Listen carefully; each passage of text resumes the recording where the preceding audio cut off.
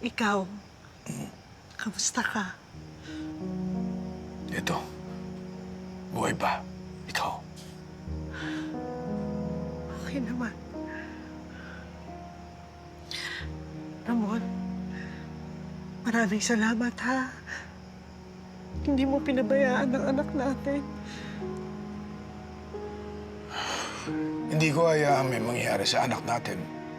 Tess, mauuna muna ako bago may mangyayari sa kanya.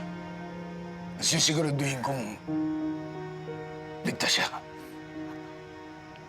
Ramon, meron pa ako isang gustong aminin. Ang totoo, masakit pala. Masakit palang malaman na ikaw mismo ang pumatay sa ama ko. Pero huwag ka mag-alala. Naiintindihan ko. Siguro kung ako rin na nasa katayuan mo, ganun din ang gagawin ko. Hindi ko na matanggap na nangyayari ito sa mga pamilya natin. Pasensya ka na, nangyayari sa'yo to. Siguro nga dahil sa maling nakaraan namin. Kaya nagkakaganito ang lahat.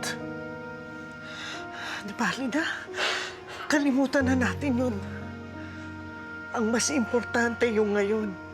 Buhay si Tanggol. Sana lang matapos na to. Lahat ng to. At sana rin lumabas na yung resulta ng recount. Para tuluyan na makaupo si Tanggol bilang mayor.